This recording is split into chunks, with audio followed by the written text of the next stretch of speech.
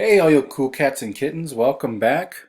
We are into our third lecture for our daily assignments, coming for coming to you for this week of work. We're going to have two assignments this week, so watch out for the second assignment coming out around Wednesday, and then we'll probably have a quiz next week. Okay, a couple of announcements. I need you guys to please pay attention to the due dates on your assignments. The due dates are found right underneath the assignment name in Schoology. You'll see the due date. Okay, once the due date expires, guys, it's not going to let you submit assignments anymore. So please be careful. Okay, be careful with that. Keep track of your due dates. Hopefully everyone has been able to download their TI Inspire software. If you're still having problems with that, come to the video conferences so that I can help you with that. Okay, I can walk you through the steps live. If you haven't had a chance to come to the video conference and that's only because you've been doing your work, that's great. If you still want to stop by and say hi, that's great too. But if you need help, please come to the video conference. Okay. One last thing before we get started with the examples here. My videos are now on YouTube. Okay, some of you guys have been asking about being able to upload my videos to YouTube because either you can't stream it from Schoology or you can't download it from Schoology. And I understand that the videos are kind of long, the files are very big. So I went ahead and started a YouTube channel. Let me show that to you guys here real quick.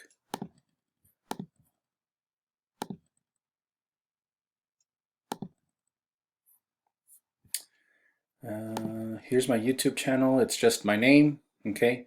So far we only have the 3 videos, the welcome message, the first assignment, and the second assignment. Okay, so of course this video will also be uploaded to YouTube.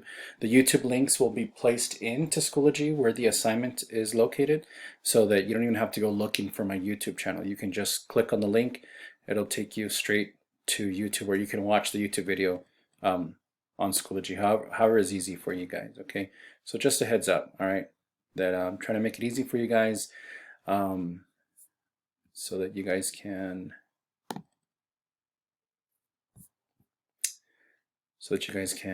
start watching those videos. Okay, with that being said, let's go ahead and take a look at our first example for today. We're going to be doing more practice on similar polygons.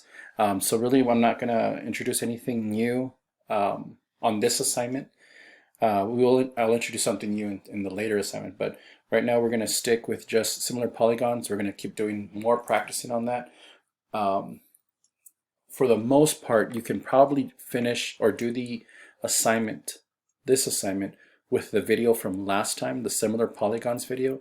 However, I did want to show a couple of examples in this video. Stuff that you may not have seen from the last time. Okay, so there's like 4 examples that I want to go real quick, and then I'll let you guys. Then you guys can get started on the assignment. But if you're having problems with any of the, if you're having a hard time with any of the problems on the assignment, watch the last video, the similar polygons. It goes into the similar stuff. I'm just going to show you a couple of things that maybe I didn't talk about the last time. But for the most part, it's the same thing. Okay, so let's take a look at this example here. In this example, we notice that we have 2 similar polygons. Okay, how do we know that? Our statement here basically says it. Okay, the statement says it here. So given the similar polygons, we're going to use a proportion to find the value of each variable. Okay, in this case, we're going to be looking for x. All right. Now the reason why I haven't given you any of these types of problems is because I just wanted to explain to you exactly what it is we're looking at here. If you can't see what we're looking at, we have 2 different triangles present in this picture. Okay, we have a small triangle YSZ, and then we have a bigger triangle RST. Okay, so YSZ is kind of like on the inside of the bigger triangle SRT. Now this is a good representation of what it means to be similar polygons. Okay. The reason for that, if you don't remember, the definition of 2 polygons that are similar are that all the angles are congruent. Okay, all the angles are the same, they're equal, but the sides are different. So if you notice here, the angle from the small triangle to the big triangle, it's the same angle, so that's the same. This angle and this angle are the same exact angle. this angle and this angle are the same exact angle, but the sides, of course, are different. This triangle is a little bit smaller than the bigger triangle. So this actually is the best way to describe or to explain or show you the definition of what it means to be a similar polygon or a similar figure. Okay, so congruent angles, but different sides. The good thing about having these different sides and being similar is that if you were to set up a proportion between the sides of the two figures, in other words, two ratios or two fractions, they would be equal to each other if you took the cross product. Okay, and we'll see that here in just a bit. Okay, so let's go ahead and work on solving this for x. Now, if you feel lost and you're trying to make sense of this picture, remember the best way to make sense of this is to make your grid. The grid is going to help you organize your thoughts and really understand which numbers you're going to be picking for your ratios. Okay, if you're trying to make sense of the picture, it's going to be hard. All right, it's going to be hard to make sense of this picture and try to figure out what side goes with what side, what goes with what side. Now this one's a little bit similar since the triangle is on top of the other triangle, but in other cases we're not going to be so lucky. Okay, so let's continue with sticking with our grid, because the grid, I promise you, is going to help you with organizing your thoughts. Okay, so notice I put on the top RST, that's the first triangle, and then YSZ on the bottom, that's the second triangle. Okay, and of course that order is going to matter when we're talking about similarity. All right, so what I want to do is I want to set up a proportion, basically two ratios, between the two triangles so that I can take the cross product and solve for x. All right, so let's go ahead and do that. I'm going to start, since the first triangle in our statement, our similar statement, is RST. RST is the bigger triangle, RST. So I'm going to start with the bigger triangle and then go to the smaller triangle. So that means I'm going to start with this side here because I want x to be, of course, part of my my proportion. Okay, so I'll put x at the top, 3x minus 7. I'm going to put this statement up here on the top of the first ratio, the first fraction. And of course, I want it to correspond with that same side to the smaller triangle. Now it's easy to identify here. It's this side right here. But if you weren't lucky and you didn't have a picture like this, use your cage system, your coordinate system here. Okay. Oh, the grid. I'm sorry, the grid. Okay. So 3x minus 7. That's the side RT. Okay. So RT is right here. The side that corresponds with RT are the letters directly below R and T, which is Y and Z. Y and Z is right here. So that's the number that's going to go at the bottom of my fraction. 2x plus 2. Okay. Now when I set up my second ratio, I'm going to go back to the big triangle on the top and then the small triangle at the bottom. So big triangle here and then the corresponding side of the small triangle here. Okay. So the only other number on the big triangle that I see here is this distance. This length right here from S to T is 40. So I'm going to put the 40 right here. Okay. So ST, I'm going to see which side corresponds with ST. So here's ST. The side that corresponds are the letters directly beneath that, SZ. So here's S and here's Z. Okay. We don't know the distance of SZ, but we know that this little part right here is 5. We know the whole thing is 40. So to find the smaller side of the whole thing of 40, we're just going to subtract 5 from 40, and that's going to give you 35. Okay. So we had to do a little bit of thinking there, but all the information that is needed to solve these problems will always be either in the statement or in the figure. Okay, so don't think that you're missing something. And I'm sorry, you weren't seeing the whole thing there.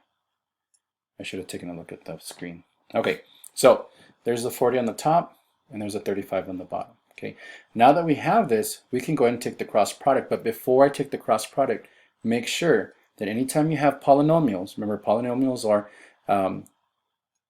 numeric statements that have more than one element. Okay, in other words, this has two elements, the 3x and the minus 7, 2x plus 2. So anytime you have a polynomial, you always want to protect it with parentheses. Okay, polynomial, protect, parentheses. That's how you can remember that. All right, so now we can take the cross product. 3x minus 7 times 35. I'm going to go ahead and write it like this.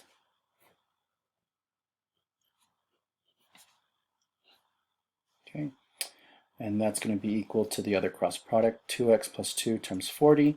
I'm going to keep the 40 on the outside of the parentheses, times 2x plus 2. Okay, oops. All right, so again, remember, we're trying to solve for x. When we have an equation like this, this is something that is perfect that we can plug into our end solve so that we can have the end solve solve it for us. Okay, the trick is setting it up. All right, you can set it up, then once you get to this part, this is the easy part. You're just going to put that into end solve. So let's go ahead and do that. Hopefully you have that written down in your notes. Let's take a look here. Menu, algebra, numerical solve. We're going to plug it in exactly the way we see it, with parentheses and everything. 3x minus 7.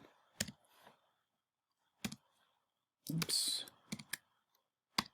That's equal to 40, parentheses, 2x plus 2. 2x plus 2. Okay, remember comma x at the very end to tell the calculator you're solving for x. Hit enter, and you're going to get that your value for x is 13, and that's what they're asking for. They want to know what x is equal to. So x is going to be 13, and that'll be your answer. Okay. If you have questions on that, make sure you come to the video conference so I can answer that question for you if you have questions on that example. Okay, next example, let me get that here.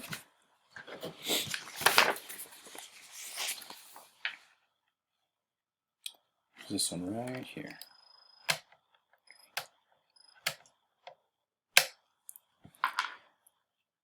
It's talking about scale factor. Okay, now the scale factor is this number right here, our ratio. 7 to 2 is the scale factor. It says that if the scale factor of figure A to figure B is 7 to 2, find the perimeter of figure A. Okay, so from figure A to B is 7 to 2. That makes sense. A is the bigger figure, 2 is the smaller figure. 7 is the bigger number, 2 is the smaller number. So this is represented by 7. This is represented by 2. Okay, so now it's asking, find the perimeter of this figure. That means it wants to know what the total distance around this figure is. Okay, so this is how we're going to set up this problem. We're going to use the 7 over 2 as part of our proportion. It'll be the first fraction in our proportion. Okay, 7 to 2, you can rewrite that as 7 over 2. Okay, and we're going to set up a proportion. Remember, the 7 comes from the bigger figure, the 2 is a smaller figure. So when we write our proportion, it's going to be the perimeter of the bigger figure over the perimeter of the smaller figure. Okay, now we don't know the perimeter of the bigger figure. When we don't know something in math, that's what we call our variable, which is our x. So we'll represent the perimeter of figure A as x, and that's what we're looking for. That's what it wants us to find. Find the perimeter of figure A. So in essence, we're still looking for x. Okay. Now we need to know the perimeter of figure B. Okay. All we got to do is take all the sides and add them up. All right. I'll show you a real quick shortcut. If you click on your magnifying glass right here, you can add up the numbers just like that. You can say 9 plus 5 plus 9 plus 12, and that'll get us 35. Okay, so that's a real quick way to, you can just add up numbers if you don't want to pull out your phone or use your TI software. So 35. Okay, now we have our proportion. We can go ahead and simply just take the cross product. 7 times 35,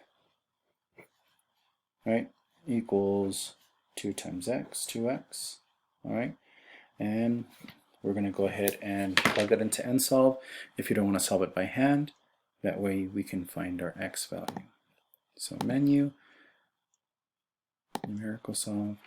If you want to know or want to see an example of solving that by hand, you can come to the video conference. I'll be more than happy to show you how to do that. Okay. Before we close out the parentheses, make sure you do your comma x. Close out your parentheses. Okay. So the answer is going to be the perimeter of this figure, which is what we called x, is going to equal to 122.5. Now we're not going to know what each of the different sides is going to be, but that's not what it's asking. It's asking for just the total distance around the perimeter. So we can safely say, well, we know it's 122.5. I don't know what each one specifically is going to be, but I know that added up together is going to be 122.5. Okay, so that'll be your answer. All right. Again, if you have questions on that, come to the video conference. Okay, example number 3 is going to be this problem right here.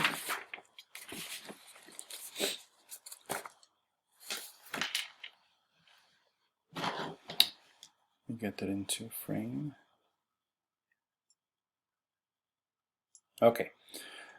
So in this example, again, this is another one of those examples where you have the smaller triangle inside the bigger triangle. Okay, so again, it's going to be really easy to kind of figure out what corresponds with what side, but I'm still going to use my grid with this statement. Remember how powerful this statement is. It's basically telling you all the different sides that correspond between the two triangles, the two similar triangles. Okay.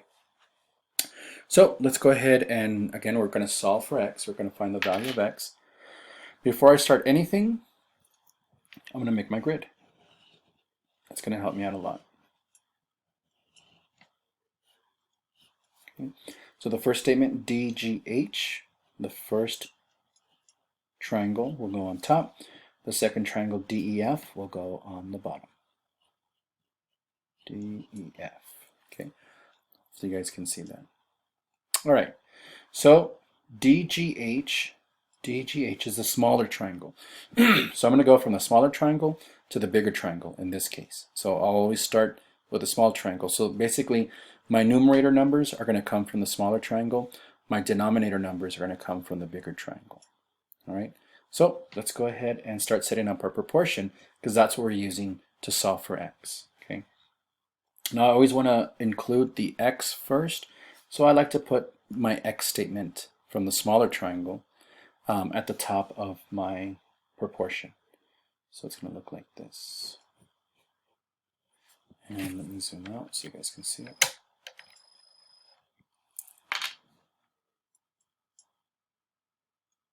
Okay, so x plus 3. Now x plus 3 is from the side GH. All right, so if I look over here at my grid, GH is right here. I want to look for the corresponding side. Now again, in this situation, it's easy to see the corresponding sides because the triangles are on top of each other. But just for good practice, I'm going to use my grid to figure out what the corresponding side to GH is. So right underneath GH is EF, and you can see that EF is right here. Okay, so 2x minus 1 is going to go in my denominator.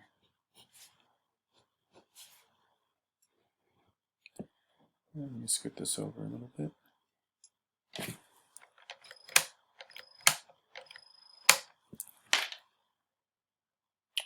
Okay, so now I need to pick another side on the smaller triangle first. Remember, I started with the smaller side and then to the bigger triangle side. So again, once I do my proportion, I'm going to pick a value on the smaller triangle first. So you can see here from D to G is 52. Okay, from D to G is 52. So I'm going to go ahead and put that on. All right, so that'll be in the numerator, 52. That was DG, side DG. So the corresponding side of DG, if you look right underneath these letters, is DE. So if you look down at the figure, DE of course is the bigger side on the same side here, and the bigger side is 91. So 91 goes in the denominator. All right. Okay, so I'm ready to take my cross product so I can solve for x, but before I do that, I want to make sure that I protect my polynomials with parentheses before I start doing my cross multiplication. All right. So first step, we're going to cross multiply from here to here. So that's going to be 91 x plus 3 is equal to this cross product here of 52 times 2x minus 1. Okay, you can solve that by hand if you'd like. Move this over. You can solve this by hand if you like, or use NSolve. I'm going to go ahead and use NSolve just to make things a little bit faster. Menu, algebra, numerical solve. And what happened here? Let me try that again. Okay, plug it in exactly the way you see it.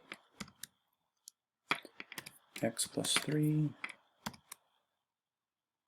is equal to 52 times 2x minus 1, oops, comma x, and then close out the master set of parentheses. Hit enter, and you're going to get your value for x. In this case, x is equal to 25. So go ahead and put that down here. X is equal to 25. Have we answered the question? Well, let's check. Yep, the question was find the value of x, so we can stop there. That's going to be our answer. X is equal to 25. Okay. If you can see that. When you have questions, come to the video comments. Okay, so real quick, one last example. Like I said, most of the stuff in this assignment can be done by watching the last video, Similar Polygons. This is just some stuff that I hadn't covered yet in the last lecture that I wanted to go over real quick. This last example is super, super easy. So I left it for the end.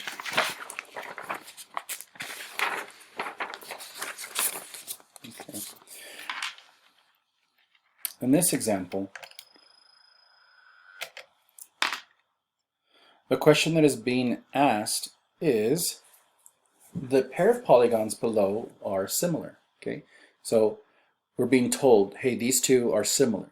That means they have the same angles, which you can see here, right? The angles matching up, those are the same angles, but they have different sides, right? Of course, one triangle is smaller than the other triangle. So they're similar. They want us to give the scale factor from figure A to figure B. Okay, the scale factor is that ratio that represents the size of both triangles compared to each other, like in a fraction. Okay, and I'll give you an example of that here. This is going to be really, really easy. So basically what you want to do is you want to set up a fraction with a number representing A and a number representing B.